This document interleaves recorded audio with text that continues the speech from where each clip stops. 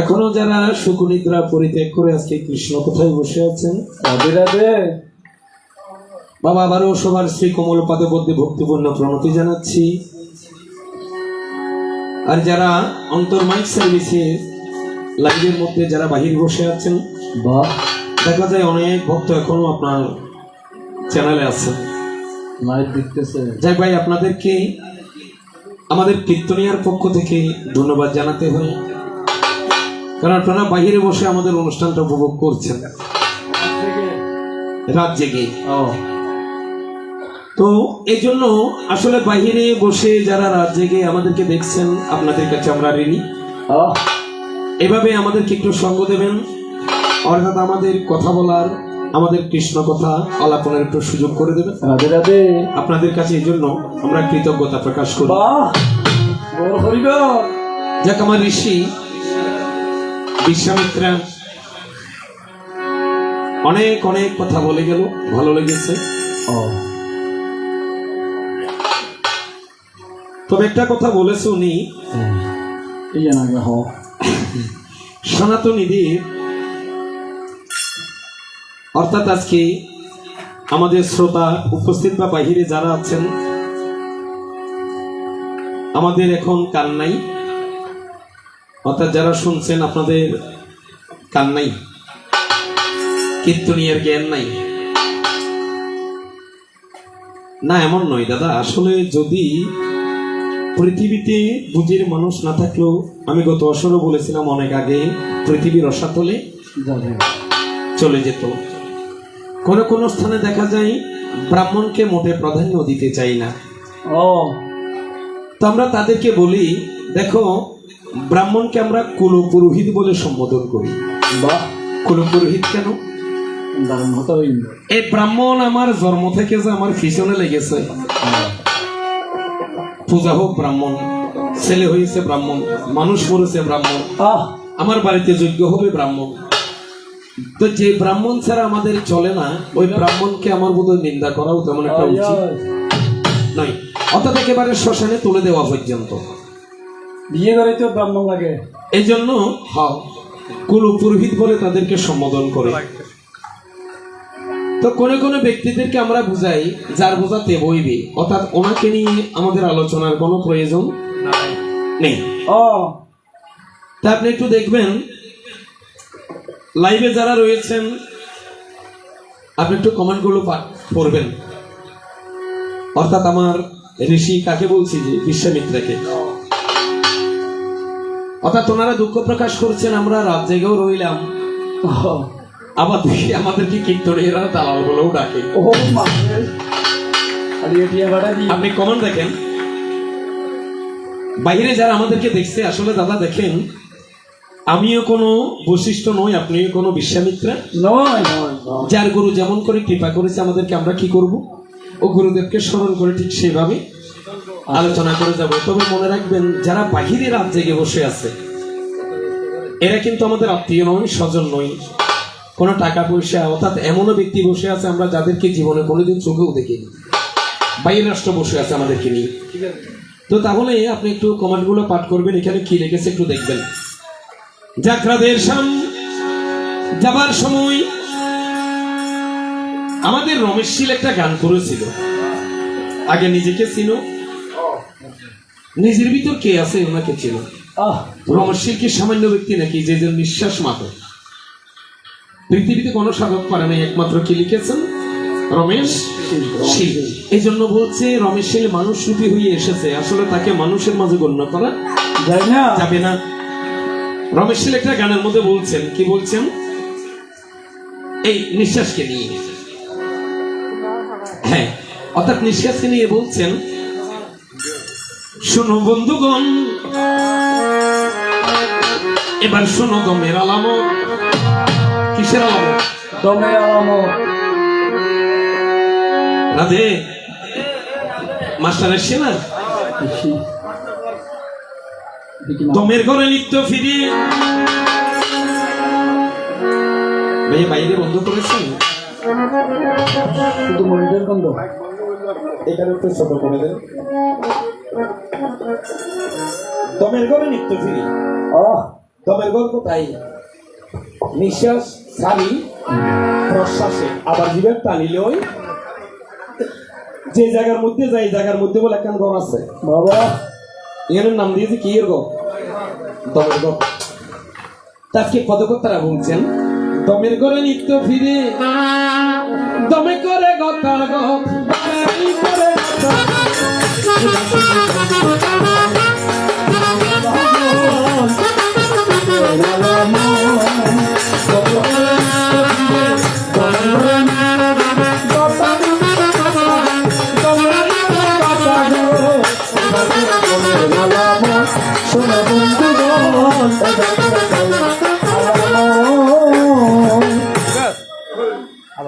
দমের ঘরে নিত্য ফিরে কতবারে? 21,600 বারে, 600 বারে আই যা আই যা।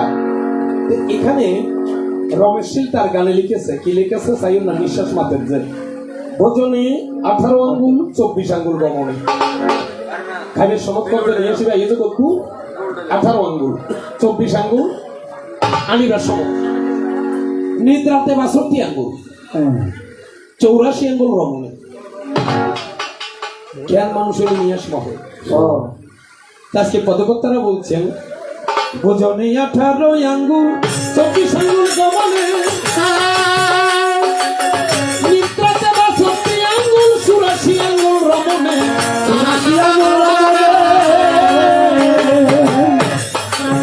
ভোজনে 18 আঙ্গুল 24 নিদ্রাতে আঙ্গুল 84 আঙ্গুল রমনে, 84 আঙ্গুল রমনে। একবার দমের ঘরে দম কষিলে, দমের ঘরে দম কষিলে সেদিন হবে কিয়ামত, সেদিন হবে কিয়ামত। এবার শোনো দমের আলামত, শোনো বন্ধুগণ এবার দমের আলামত। দমের ঘরে দম কষিলে তুই ঋষি, তুমি যেইভাবে এখানে অর্থাৎ ফারাফারি করতেছ, নিঃশ্বাস উগ্র নিতে আর উগ্র জোরে যাই রে জায়গার মধ্যে কষি যাগো নিঃশ্বাস ন বাইরেও এ দিনা কত যে কেমত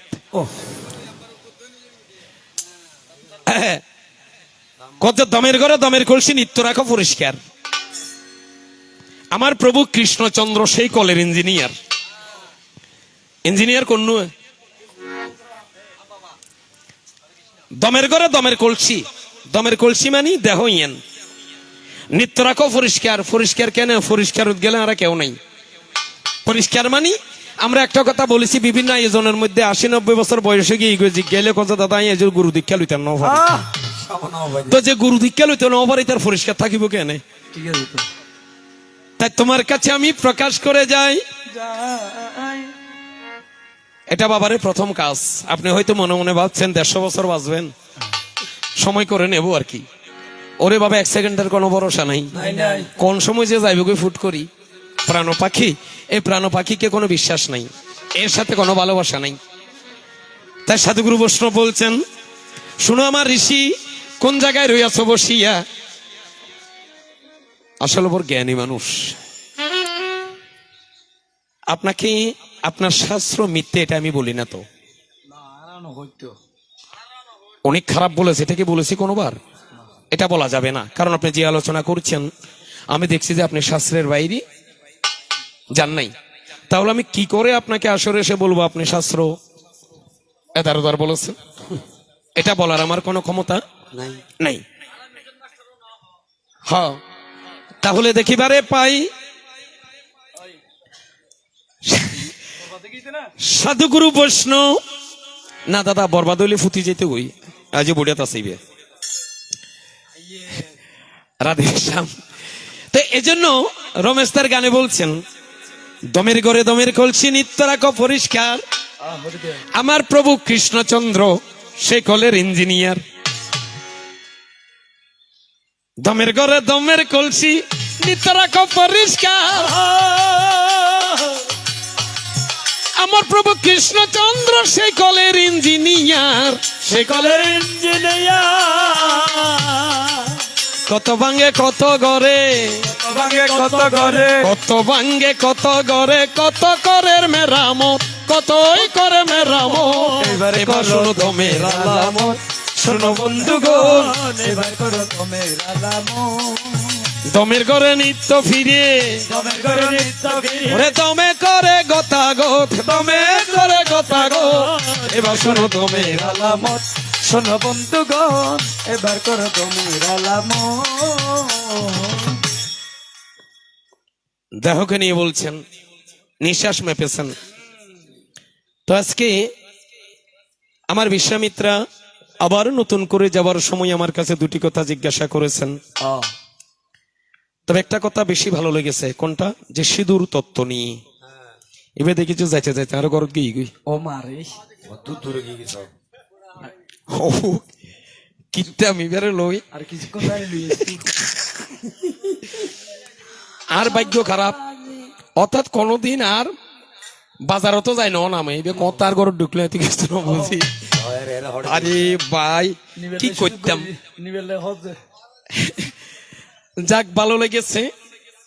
তবে বেশি গুরুত্বপূর্ণ কথাগুলো সিঁদুর তত্ত্ব নিয়ে যে আলোচনাটা করেছেন, উনি বলছেন যারা ব্রহ্মচর্য পালন করে ওনার অর্ধাঙ্গিনী যদি সাজগোজ করে, ওনার সাক্ষাতে যদি ঘোরাফেরা করে, যদি কোনো একবার রমণীর বশীভূত হইয়ে যদি তার মায়ায় আবদ্ধ হয়,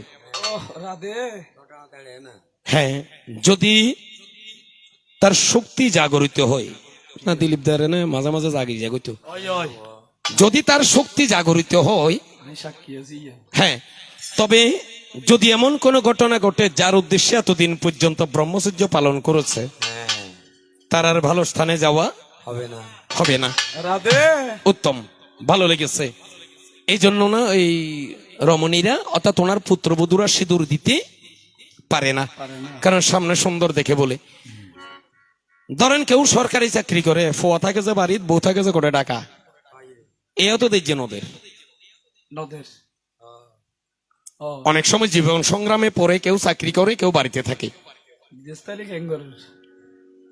স্বামী বিদেশ, অনেক শক্তি এন জাগিবে যে অনত বিষ দিয়েস ও হাসে তাই দিয়ে না তারপর তোদের যে ফুতের বউয়ের সিঁদুর ন লাগার ভালো লেগেছে। যাক, আপনি যথেষ্ট পরিমাণ আলোচনা করেছেন, আমার কাছে ভালো লেগেছে। আবার যাবার সময় আমার কাছে নতুন করে জিজ্ঞাসিয়া যায়, যাই শোনোই আমার ঋষিদেব কি জিজ্ঞাসা করেছে যাওয়ার সময়, আপনি নিজেকে ব্রাহ্মণ বলে দাবি করেছেন, অথচ দেখি আপনি একটা শূদ্রকে পুত্র সন্তান দান করেছেন। ঠিক আছে বাবা, সেটাও কাশিদাসী মহাভারতে পেয়ে যাবেন, কারণ উনি যে সমস্ত ইঙ্গিতগুলো করছে আজকে সম্পূর্ণ দেখি কোথায়, মহাভারতের মধ্যে। আরেকটা কথা কি জিজ্ঞাসা করেছেন, পৃথিবীতে সবাই অন্যের পিণ্ড দান করে, এমন এক জায়গা আছে যেখানে বলছে অন্যের পিণ্ড দেয় না, সেখানে কিসের পিণ্ড দেয়? চাউলের পিণ্ড। কি যে জিজ্ঞাসা করছে রে ভাই, এ সামান্য ব্যক্তি নো না আমার বলার কিছু ছিল না, না গো আমার বলার কিছু ছিল না, না গো আমার বলা মা বাবা। ছিল না চেয়ে চেয়ে দেখলাম তুমি চলে গেলে, তুমি চলে গেলে, চেয়ে চেয়ে দেখলাম আমার বলার কিছু ছিল না, না গো আমার বলা কিছু ছিল না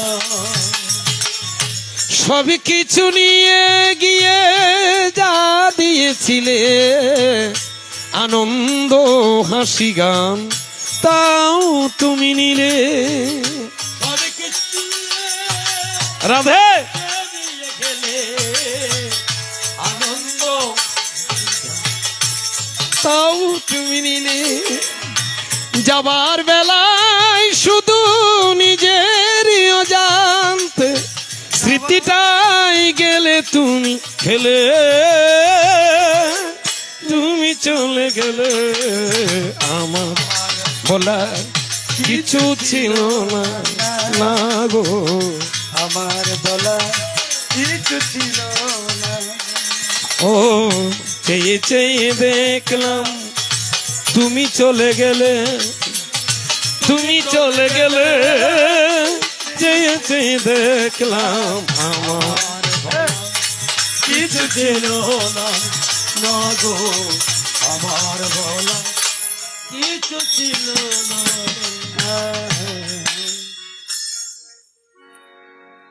আমার ঋষি গত অসর একটা কথা বলে গেছে, বলে গান গেয়ে রাত কাটাতে পারবে, ভগবান মার্জনা করুক। ঋষি আপনাকে আসর আরেকটা দেব, তো আপনি এই ধরনের একটা গান গেয়ে আমাকে শুনান তো। ও আরে বাদ দিয়ে দিলেন আবার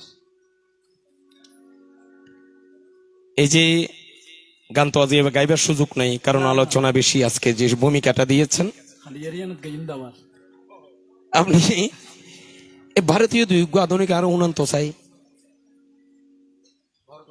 গাইবি গরত গরত গাইবি তো গরত শুধু গান গেয়েও আপনি রাত কাটাতে পারবেন না। রাধে গর হরিবল দুই চোখে তোমার গো এত কিছু ধরে গেল, ধরলো না আমার এই স্মৃতিটা,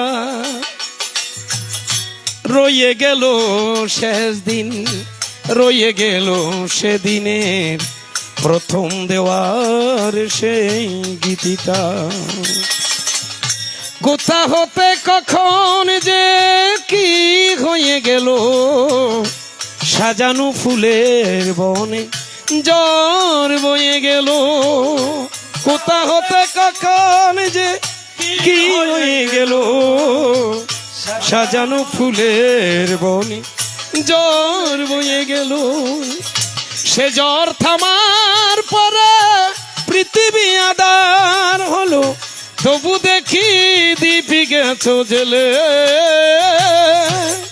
তুমি চলে গেলে আমার বলার কিছু ছিল না, না গো আমার বলার কিছু ছিল না, চেয়ে চেয়ে দেখলাম তুমি চলে গেলে, তুমি চলে গেলে, চেয়ে চেয়ে দেখলাম আমার বলার কিছু ছিল না, না গো আমার বলার কিছু ছিল না। এবার আমি তোমার প্রশ্নের দিকে যাই। পৃথিবীতে বাবা এমন ব্যক্তি রয়েছে, আমাদের প্রথমেই বলেছিলাম একটা কথা, আশীর্বাদ অভিশাপ। পৃথিবীতে এমন কোন দেবদেবী রয়েছে তারা মা হতে পারেনি, কিন্তু মা হয়েছে কি করে? বড়জ সন্তান নিয়ে। বড়জ কেমন? যেমন আমাদের শাস্ত্রগত ভাবে বলে দুর্গার শিবের মধ্যে কোনো ছেলে মেয়ে নাই, অথচ আবার আমরা গণনা করি কার্তিক, গণেশ, লক্ষ্মী, সরস্বতী। এরা বলছে কার সন্তান? শিব দুর্গার। কিন্তু শাস্ত্রে গেলে দেখা যায় এদের একজনকেও দেবী দুর্গা গর্ভে ধারণ করে নাই। তাহলে এগুলো হয়েছে কিভাবে? এগুলো হচ্ছে বড়জ সন্তান। তাই তোমার কাছে আমি প্রকাশ করে যাই, হ্যাঁ, আমি একজন রমণীকে স্বামী গত হওয়ার পরে কোন সন্তান ছিল না বলে ভগবানকে দোষী করে। আপনারাও অনেক সময় ভগবানকে দোষী করেন। কিছু কিছু রমণীরা গালাগালি করে। কি গালাগালি করে? ভগবানের চৌকান্দা হয়েছে। ভগবানের চৌকান্দা কিনলে কোন কোন রমণীরা নিজের কর্মফলটা বাবা মানতে চাই না। নিজের কর্মফল কি?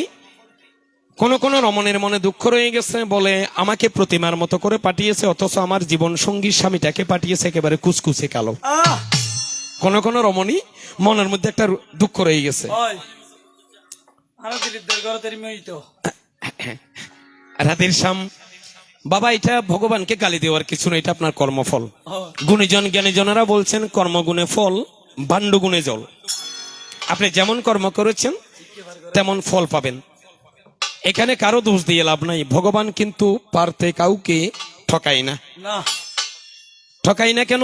সেটা গীতার মধ্যে বলেছে। আজকে এখানে গীতা পাঠ করেছেন দিলীপ বাবু। গীতার মধ্যে বলছেন চাতুর্বর্ণাং মায়া সৃষ্টাং গুণকর্ম বিভাগস্য। অর্থাৎ ভগবান বলছে আমি পৃথিবীতে টাকা পয়সার অভাব নাই, ধন দৌলতের অভাব নাই, আমার কাছে ক্ষমতার অভাব নাই, তবুও আমি পৃথিবীতে কাঙ্গালের মতো ঘুরে ফেরা করি। কেন? আমি কার মধ্যে কি গুণ আছে এটা সন্ধান করি। টাকা পয়সা লাগবে না, অর্থাৎ আমার প্রয়োজন কি? গুণ। এই জন্য বলছে চাতুর্বর্ণাং মায়া সৃষ্টাং গুণকর্ম বিভাগস্য। কর্মগুণে বর্ণ পাল্টায়। গীতার পাতায় দেখে আসো, বলছে চাতুর্বর্ণাং মানে চারটা বর্ণ, ব্রাহ্মণ, ক্ষত্রিয়, বৈশ্য, শূদ্র। এখন এই যুগে এসে সবাই আমরা মায়াগ্রস্ত। মায়া ছাড়া কেউ নেই। দেখবেন সবাই টাকা চিনি, পয়সা চিনি, ধন সম্পদ চিনি, অর্থাৎ কারো স্বার্থ কেউ ছাড়তে রাজি না। আরেকটা বড় কথা হচ্ছে কেউ ছোট হতে রাজি নয়, বেগুন ওস্তাদ হইতে চাই।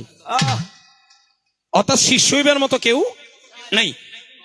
বেগুন গুরু অর্থাৎ বেগ বড় থাকতে চাই, ছোট হইতে কেউ কোনোদিন চাই না। তো এই জন্য বলছে চাতুর্বর্ণাং মায়া সৃষ্টাং গুণকর্ম বিভাগস্য। কর্মগুণে তোমার বর্ণ পাল্টাবে। কর্মগুণে বর্ণ পাল্টাবে কেমন?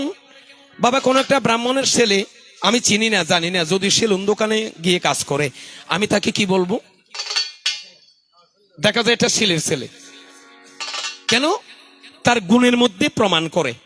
আর একটা শিলের ছেলে যদি ক্ষণিকের জন্য সাদা সুতা লাগিয়ে সীতাকুণ্ড মেলার সময় ব্যাসকুণ্ডে গিয়ে শ্রাণী মন্ত্র পাঠ করিয়ে যদি কাউকে স্নান করাতে পারে, আমি তাকে ঠাকুর দাদা বলে প্রণাম একটা করতে সমস্যা কোথায়? গুণ তো দেখি উনি ব্রাহ্মণ। ওনার পরিচয়, দাদার পরিচয়, পিতার পরিচয় নিবার আমার টাইম নেই। কারণ আমি গিয়েছি কেন? তীর্থ করতে। আমাকে শ্রাণী মন্ত্র পাঠ করিয়ে স্নান করতে পারলে আমি তাকে ঠাকুর দাদা বলে কি করব? রাধে রাধে। গুণে দেখি উনি ব্রাহ্মণ। এই জন্য ভগবান গীতার মাঝে প্রমাণ করেছেন চাতুর্বর্ণাং মায়া সৃষ্টাং গুণকর্ম বিভাগস্য। কর্মগুণে তোমার বর্ণ পাল্টাবে। গীতার পাতায় দেখে আসো। তাই শুনো আমার ঋষি, কোন জায়গায় রইয়াছো বসিয়া, ঠিক এইভাবে যাবার সময়, তুমি যাবার সময় জানার জন্য জিজ্ঞাসা করিলে আনন্দে মাতিয়া, আমি ব্রাহ্মণ। কেন তুমি শূদ্রের ঘরে, অর্থাৎ একটা শূদ্র রমণীকে পুত্র সন্তান দান করেছ? ও দাদা, বাবার মধ্যে বহুত প্রেমিয়া বাবা আছে। প্রেম বা এটা যে এ তো বহুত গভীরত চার গতি গিয়েছি ফাইলাম নি। হ্যাঁ মাস্টার না না না না না নো আমার রাতের শাম করে প্রেম জগতত লই যাইবে যা তার কইছে করো সহজ গেল। কেটে লাগছে তাহলে আমি দেখিবারে পাই, দেখো মহাভারত দেখো, বরবাদি দিল না বুসিতাস্য নামে রাজা ও জগত সংসারে, ওরে বুসিতাস্য জগত সংসারে ওরে বুসিতাস্য নামে রাজা জগত সংসারে। নামে রাজা জগত সংসারে শুনো তোমার প্রশ্নের কথা আনন্দ বাজারে, শোনো তোমার প্রশ্নের কথা আনন্দ বাজারে এবার শোনো মন দিয়া নিরলে বসিয়া, তুমি শুনো মন দিয়া নিরলে বসিয়া, আমি বলিব বলিব তোমারে, বলিব বলিব তোমারে ওরে শুনিলে মনের বেদনা যাবে, ওরে শুনিলে মনের যাতনা যাবে, শুনিলে মনের বেদনা যাবে রবে না যাতনায় অন্তরে, হবে না যাতনা যন্তরে আমি বলিয়া যাব আপনে মনে, ওই আপন মনে তোমায় বলিয়া যাব আপনে মনে, বলিয়া যাব ওই আপন মনে ওরে তোমার আমার প্রেম বন্ধনে বলিয়া যাব আপনে মনে, আমার প্রেম বন্ধনে বলিয়া যাব ওই আপন মনে ওরে তোমার আমার প্রেম বন্ধনে বলিয়া যাব আপন মনে হরিব হরিব আইরে আইরে আইরে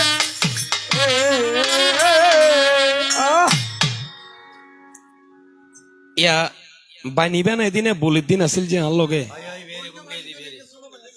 হ্যাঁ? ঘুমিয়ে দিবে ইবি কি বলি আহ। ইবি কি বলি করে নাকি গোড়ারাই বেচারা গোমর ট্যাবলেট খাইলি বলে বলি আইয়ো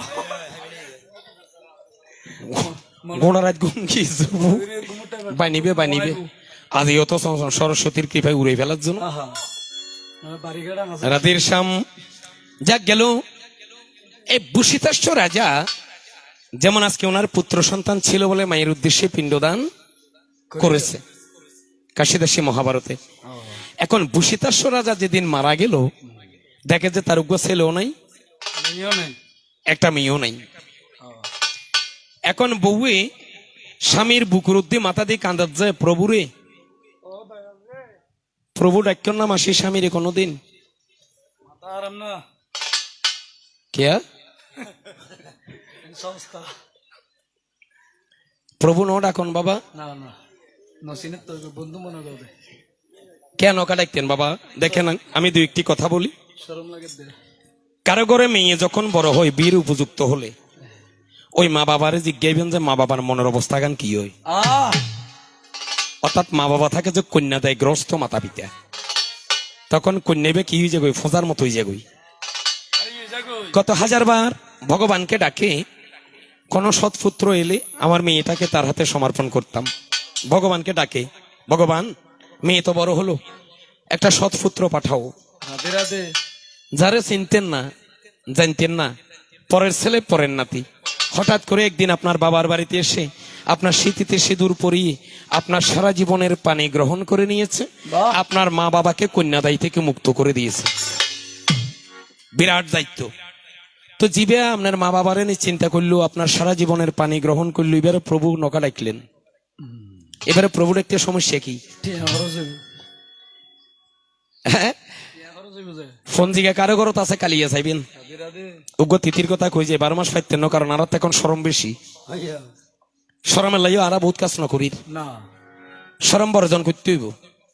তো উগ্র তিথির কথা কই যে 12 মাসের মধ্যে কালিয়া ফোন জিগা চাইবেন, বেগ পূর্ণিমার আগদি কিচ্ছু নাই, উগ্র মাসের পূর্ণিমার আগদি গুরু শব্দ বয় দিয়ে। বাহ কি পূর্ণিমা? গুরু পূর্ণিমা গুরু পূর্ণিমা। এবার বলে বেশি বাড়ি স্বর্গের দেবতা বলে ওই দিনে দরজা দিয়ে কইকা সাজ যায় নিচের দিকে।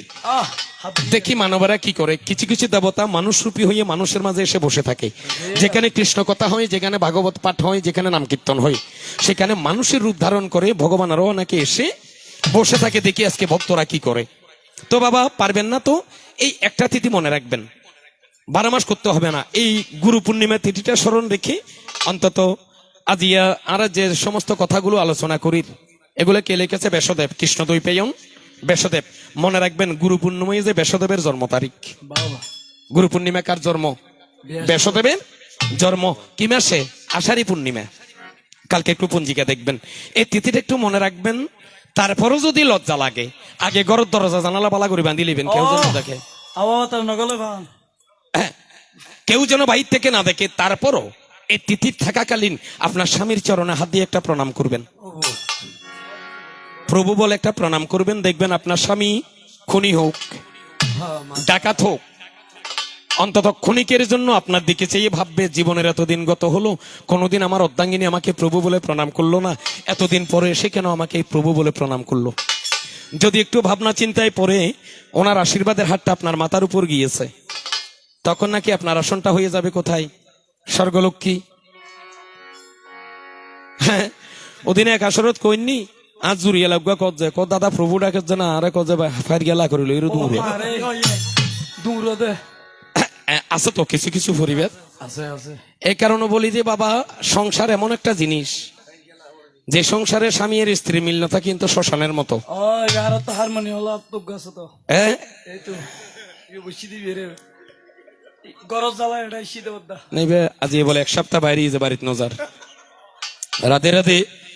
তাহলে দেখা যায় বাবা, একটু চেষ্টা করবেন, চেষ্টায় সবকিছু হয়, চেষ্টা করলে হয়ে যাবে। তখন ওই বুসিতেশ্বর অর্ধাঙ্গিনী দেখেন, পদ্মা কাকে বলছে? স্বামীকে। প্রভুরে আমাকে এমন সাগরে বাসাইলা দেখিবারে পাই, তোমার জন্য পিণ্ড দেবে এমন কেহ নাই। এমন সময় আমাদের নারদ ঋষি ওই বাড়ির দরজা দিয়ে হেঁটে যাচ্ছেন। এখন সাত সকালে বাড়ির মধ্যে কান্নার আওয়াজ পেয়ে কি করেছে? বাড়ির ভিতর দিকে দাঁড়িয়ে আছে। তো দাঁড়িয়ে জিজ্ঞাসা করলো, মা এই বাড়িতে ক্রন্দন করে কেন? বলে, এই ঘরের মধ্যে একজন ব্যক্তি মারা গেছে, ব্যক্তিটা নিঃসন্তান, তার কোনো সন্তান নেই, এই জন্য তার অর্ধাঙ্গিনী স্বামীকে নিয়ে কাঁদতেছে যে পিণ্ডটা কে দান করবে, বাবা তার তো ছেলে মেয়ে নাই। তখন নারদ ঋষি কি কর্ম করিল? বলে, ভগবান পৃথিবীতে তুমিও দেখি বিভিন্ন রকমের নাটক করো। কার উদ্দেশ্য করে বলছে? হ্যাঁ, ভগবানকে উদ্দেশ্য করে। ভগবানকে একটু চিনবেন। আমি ওই দিন এখানে আপনাদের দুর্গা মন্দিরে একটা গান করেছিলাম। গান কি? ভগবানের রূপের শেষ নাই। গিরি দারি গোপাল ব্রজ গোপ দুলাল, ওরে গিরিধারী গোপাল। 8 বছরের ছেলে নাকি সমস্ত গিরি গোবর্ধন পর্বত হাতের মধ্যে কনাঙ্গুলত কনিষ্ঠাঙ্গুলত, কেন ক্ষমতা তার? ফয়বার বয়স বলে মাত্র 8 বছর, অথচ লজ্জিবে ফুরগ্য পাহাড় গিরি গোবর্ধন পর্বত। ব্রজ গোপ দুলাল, জগতের মালিক, জগতের কর্তা। বরদ যে কার গরত? গোয়ালের গরত, যে দুধ বেছে, যে দই বেছে। আর আর নেই কিনি কুদ্দুরুলি আর গর্বে আর টিকা নজা আমি হেন তেন। আজকে কৃষ্ণপাল তার গানের মধ্যে বলছে, অপরূপ লীলা তব তরুণ তমাল, গিরি দারি গোপাল ব্রজ গোপ দুলাল, অপরূপ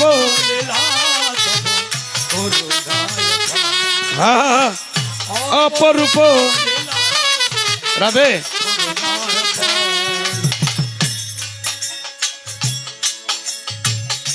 বিশাখার কাছে তুমি চিরনিরূপম, শিরাদার হৃদয়ে প্রেমের কৃপ, চিরনিরূপম শিরাদার হৃদয়ে প্রেমের কৃপ, শ্রীদাম সুদাম সখা ব্রজের রাখাল, ব্রজে অপরূপ লীলা তব করুণ তোমা, গিরি দারি গোপ দুলাল, অপরূপ লীলা তব অপরূপ লীলা তব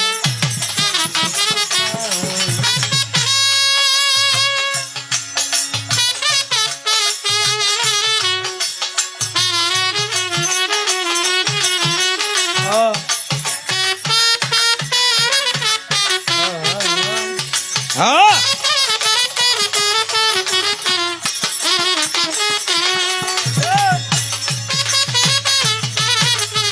তরুণ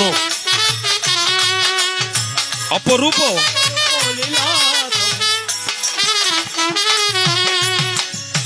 যশোদার কাছে তুমি ছিলেন নিচুর নন্দ দুলাল তুমি নবীন কিশোর যশোদার কাছে চিরদরিদ্র নন্দ দুলাল তুমি নবীন ও গীতাই সারথী তুমি যাদব রাখাল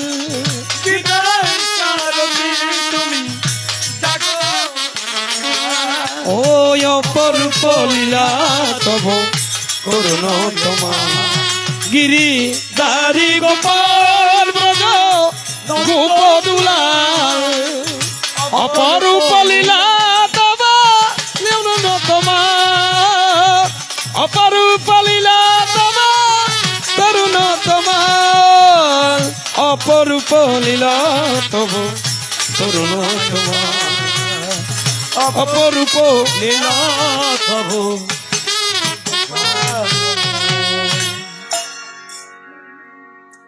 কারো কোনো কষ্ট লাগেন না আর ঋষি কজে গোড়া রাত গান গাইরে কথা কাড়াইলে তেলবি ও ঋষি গান যে কি জিনিস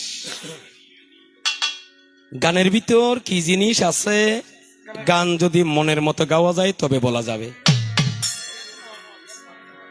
রাতের শাম যা গেল এই বুসিতাশ্বর অর্ধাঙ্গিনী পদ্মার জন্য আমার নারদ ঋষি কি কর্ম করিল বলে মারে তোমার স্বামীকে রাখো তোমার স্বামীকে দাফন করো না আপনি কি বলো আমি ঋষি নারদ তো দাফন কেন করব না আমি দেখি তোমার স্বামীর কথা গিয়ে স্বর্গধামে একবার ভগবানের সাথে আলাপ করে আসি যখন ভগবানের সাথে আলাপ করতে যায় ফতের মধ্যে দেখা হইল আমার সাথে তোমার কাছে প্রকাশ করে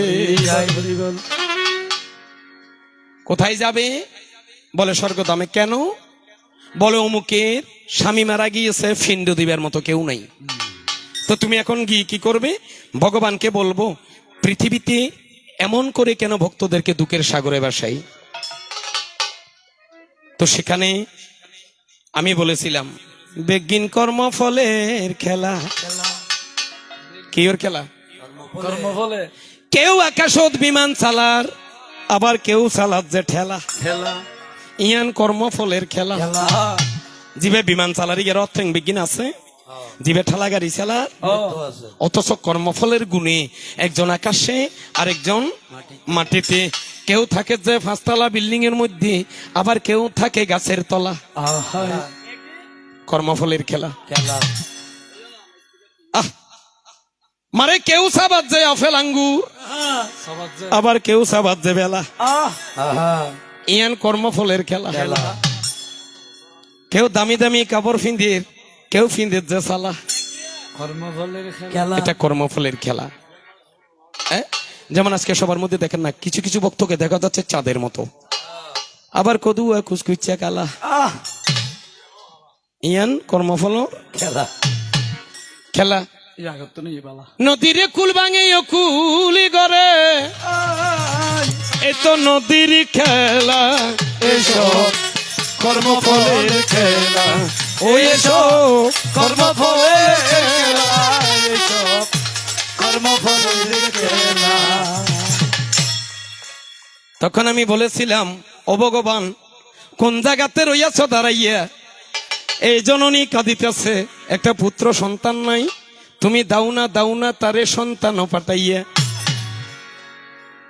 মহাভারত একটু দেখবেন বুসিতাশ্বর অর্ধাঙ্গিনী কি এমন জিনিস দিয়েছিলাম কি এমন জিনিস ভগবানের কৃপা হয়েছিল আমার প্রাপ্ত জিনিস দিয়ে মৃত স্বামীর সাথে মিলনে আবদ্ধ হয়ে 7টা সন্তানের মা হয়েছে।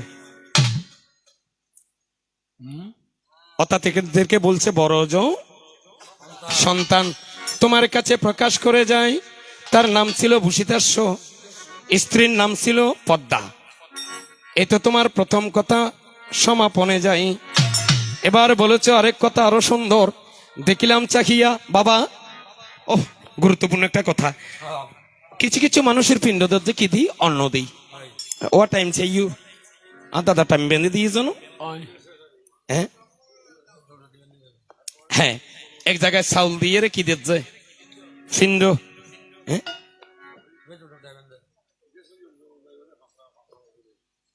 না এখন আমার আর আপনার কথা তো হচ্ছে না, কর্তার ইচ্ছাই কীর্তন।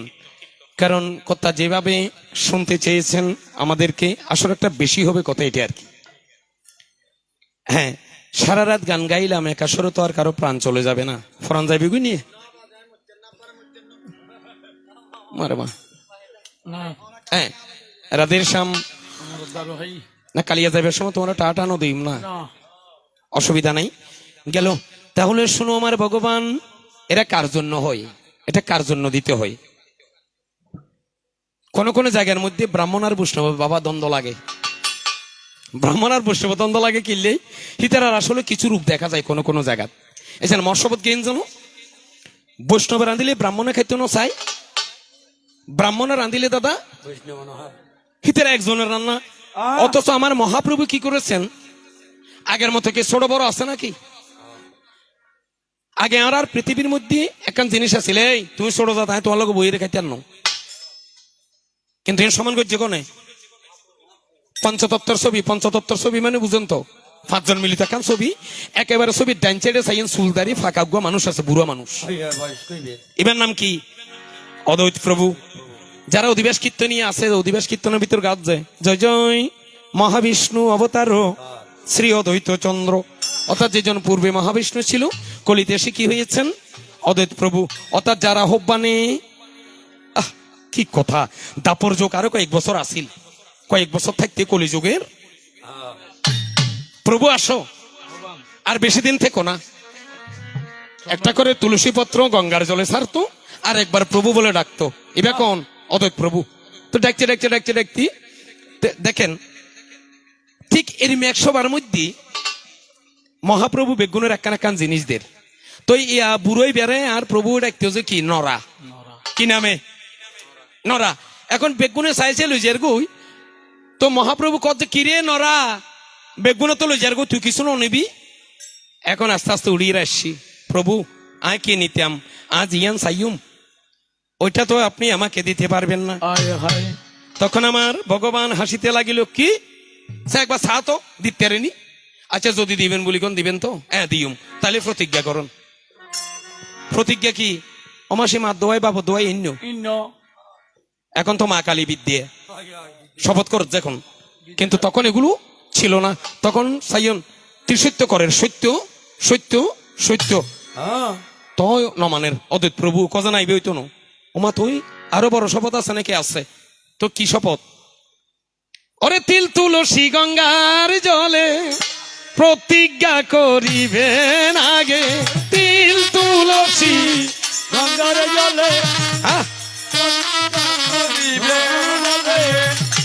তবে আমি মনের কথা কই গো, তবে আমি মনের কথা কই গো। তিল তুলসী গঙ্গার জল হাতে নিয়ে প্রভু প্রতিজ্ঞা করেছে, হ্যাঁ সা। তখন অদ্বৈত প্রভু চেয়েছে কি? প্রভু 3 যুগে যারা ছিল ঘৃণিত, 3 যুগে মানে সত্য তেতা দাপরে, যাদেরকে ছোট জাত বলে ঘৃণা করেছেন, আমাকে এই যুগে এই জিনিসটা দেন। কি জিনিস? যারা ছিল 3 যুগে ঘৃণিত, এই ঘৃণিত ব্যক্তিরাই কলিতে হবে মহান্ত। মহাপ্রভুর তথাস্তু বলে কাকে দিয়েছে? অদ্বৈত প্রভুকে। যা দিয়ে দিলাম। এখন দেখুন, আগে যে ছোট বড় ছিল এক সময়, এখন জলদাসের ছেলেরাও মহন্তের আসনে বসেছে। একটা কুমারের ছেলে, একটা সামারের ছেলেও মহন্তের আসন দখল করেছে। কিন্তু এমন সময় ছিল, যেমন আমাদের সীতাকুণ্ড শঙ্কর মঠ, গীতা ভবন, বাবাজি জ্যোতিষানন্দ গিরি মহারাজ কে গিয়েছেন জানি না, যদি আগের দিন হতো বাবাজির কাছে কেউ যেত না। এখন দেখেছি বাবাজির চরণে ব্রাহ্মণ পুত্ররা পর্যন্ত গিয়ে মাথা ঠুকতে আরম্ভ করেছে। ও কে সমান করেছে? অদ্বৈত প্রভু। তাহলে বাবা এমন সমাজে থেকেও এখনো কিছু কিছু জায়গায় কিছু কিছু স্থানে দেখি ব্রাহ্মণ আর বৈষ্ণবের মধ্যে একটা দ্বন্দ্ব চলে। এত কিছু করার পরেও আমরা এখনো নিজেকে সবার সাথে মেশাতে পারিনি। তো সেখানে তোমার প্রশ্ন কি জানো, কোথায় চাউলের পিণ্ড দিচ্ছে? আমি তোমার কাছে প্রকাশ করি। বাবা গ্রন্থে বলেছে কোন কোন জায়গার মধ্যে ভক্তরা যাচ্ছে ব্রাহ্মণ বড় না বৈষ্ণব বড় আজ কইবেন। ও তা হচ্ছে বেগুন বড়, ব্রাহ্মণও বড়, বৈষ্ণব বৈষ্ণব বড়, কাউকে ছোট করা যাবে না যাবে না। শুধু এখানে কাজের মধ্যে কেন ভাগ আছে? কাজের মধ্যে ভাগ কি? পুরোহিত ব্রাহ্মণ যারা তারা দেবকর্ম করে, আর যারা বৈষ্ণব তারা কিন্তু দেবকর্ম করে না, তারা কৃষ্ণ সভায় সদা সর্বদা রত থাকে। তো আবার সেখানে বলেছে তো ব্রাহ্মণ আর বৈষ্ণব ঠিক আছে।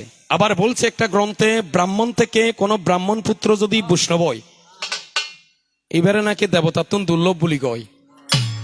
ব্রাহ্মণের ফা বৈষ্ণব বলি এনে বৈষ্ণব ন, ব্রাহ্মণের সন্তান যদি কোথাও বৈষ্ণব হয়েছে এটা দেবতারও উপরে উপরে চলে যাবে। তাহলে দেখেন এই যারা দেবতার উপরে চলে যায়, তোমার কাছে আমি প্রকাশ করে যাই, তারা গত হলে চাউলের পিণ্ড দিতে হবে। তোমার কাছে আমি প্রকাশ করে না না যেও না ও শেষ পাতা গো, শাখায় তুমি থাকো। ওরে না না যেও না ও শেষ পাতা গো, শাখায় তুমি থাকো। ছিলে তুমি, ছিলে আমি, ছিলে তুমি, ছিলে আমি, জীর্ণটিতা তাকো না না যেও না ও সে শাখায়।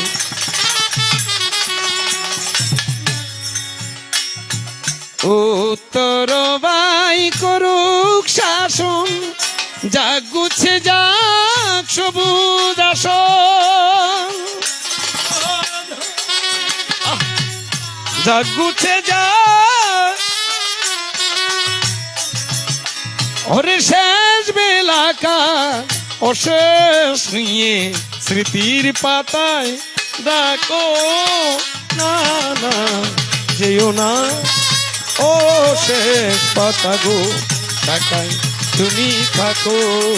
ছিলে তুমি, ছিলেম আমি, ছিলে তুমি, ছিলেম আমি, চিরনতি তার থাকো না না যেও না ও শেষ পাতা গো, শাখায় তুমি থাকো।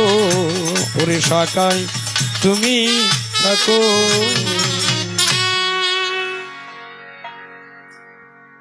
তাহলে আসর শেষ করিয়া যাই। যাবার সময় আবার আমার ঋষিদেবকে একটি কথা জিজ্ঞাসিয়া যাই। রাধে রাধে রাধে রাধে। বাবা কথাগুলো আজকে সারা রাত ধরে যারা যারা শুনেছেন জানি না কতটুকু মনে রাখতে পেরেছেন। গানের কথা গায়ে করা অনেক কথা বলে, কিন্তু বাবা দুই একটা কথাও যদি মনে রাখতে না পারেন তাহলে সারাটা রাত যে আপনারা ঘুম মেরেছেন এটা বাবা বৃথা। কিন্তু আজকের মতো এখানে গান অর্থাৎ একেবারে গান ছাড়া এত কথা দিয়ে আসর কিন্তু হয় না। কিন্তু আজকে আপনাদের এখানে চেষ্টা করেছি, বাহ হ্যাঁ চেষ্টা করেছি আমরা বলার জন্য। এখন জানি না বাকিটা মা দেবী জানে, ভগবান জানেন কার কতটুকু আলোচনা হয়েছে। এবার যাবার সময় আবার আমার বিশ্বামিত্রার কাছে একটি কথা জিজ্ঞাসিয়া যায়। কোন জায়গাতে বসে আছো শোনো কান লাগাই।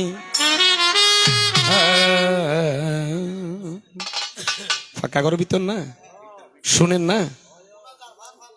ও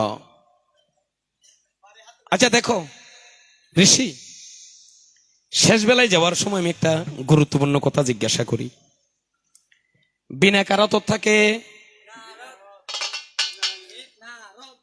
নারদ। একদিন দেখিছি আপনি 27 জন লোক নিয়ে আরাজের মাঝে আসছি, আপনি হাতের মাঝে একটা বিনা নিয়েছেন। এখন আপনিও কি কীর্তন করেন নারদের মতো? আর কে কে ছিল এদের নাম বলবো না, তবে আপনি মধ্যেখানে ছিলেন, আপনার হাতের মধ্যে কি ছিল? এখন আমি আপনার কাছে একটু জানিবারে চাই, আমরা জন্মবধি জানি নারদ ঋষি বিনা বাজায়, আর এসব যন্ত্রের তাৎপর্য গুণ ন বুঝে।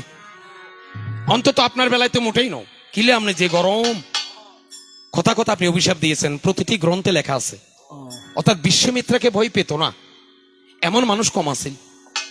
বিশ্বমিত্রা কইলেই বাস। তো আপনি এত গরম মানুষ হয়ে বিনা নিয়ে কোথায় যাচ্ছেন? সাথে আরো 7-8 জন নিয়ে আপনার কাছে। হ্যাঁ, আপনার রাগের মধ্যে প্রেম কি করে এলো? একটু করে আপনার কাছে জানিবারে চাই, দেখি আমার ঋষি কোন দিকে চালাই। আর ভয় লাগে যাচ্ছে ষষ্ঠা সৃষ্টি যতদিন থাকিব অনরঙ্গ কি আর মিলন হইতো ন? অর্থাৎ আর কি বালা ফতিয়ে নাচতো না কোনোদিন, নাকি এইভাবে একজন একজনের করতে মাধ্যম করতে কাট্য আমি চিন্তা করছুম, এবার কি কোনোদিন সমান হইব না? খেলা রাধের শ্যাম। তাহলে আর অন্য কথা নাই, দেখি আমার প্রাণের ঋষি কোন পথে চালাই। সময়কে বেশি গুরুত্বপূর্ণ। ব্রহ্ম মুহূর্ত আরম্ভ, সত্য তেতা দাপর। বেগুনে করছে 3 যুগ গেই গই, এখন কি যুগ চলে? আবার বৈষ্ণব বলে কত যে না এখন 1 যুগ ন যাই। বৈষ্ণব বলে 24 ঘন্টারে 4 যুগে ভাগ করেছে। এই 4টা থেকে ভোর সকাল 10টা পর্যন্ত ইয়েন বলে সত্য যুগ। সকাল 10টা তুন বিকাল 4টে তেতা যুগ, বিকাল 4টে তুন রাত 10টা দাপর, রাত 10টা তুন ভোর 4টে ইয়েন যে কলি যুগ। কিনলে যত চুরি ডাকাতি আছে এই সময়ের মধ্যে ওই বিদায় ইয়ান যে কি যুগ গালে তো নাত নামাই ফেলুন, এত চিন্তা কি রাধের শ্যাম। তাহলে 4 যুগে ভাগ করেছে, এটা কিন্তু সত্য যুগের আরম্ভ। 4টা পার হয়েছে না, তাহলে সত্য যুগ শুরু। হ্যাঁ চলুন এখানে তারপর যাই কি। রাধে রাধে রাধে। এবার হরে মুরারে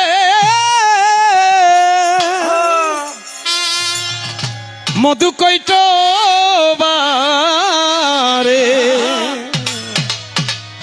গোপাল গোবিন্দ মুকুন্দ সারে।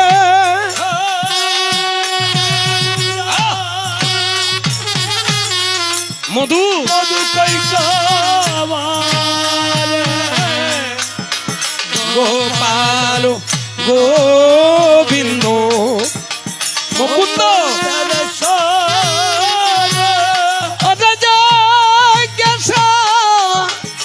নারায়ণ শ্রীকৃষ্ণ বিষ্ণু নারায়ণ বাবা বাবা শ্রীকৃষ্ণ ওরে নিরাশ্রয় মান জগদীশ্বর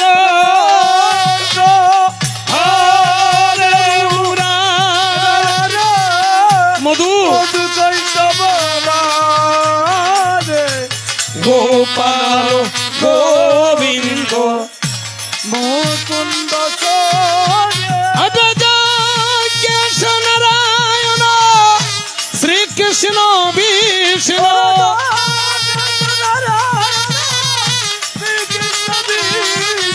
হরে নিরাশ্রয় জগদীশ্বর মধু কৈতব বারে গোপাল গোপাল গোবিন্দ মুকুন্দ বলো বলো রাধা কৃষ্ণ প্রমানন্দে হরি হরি বলো হরে হরে বলো।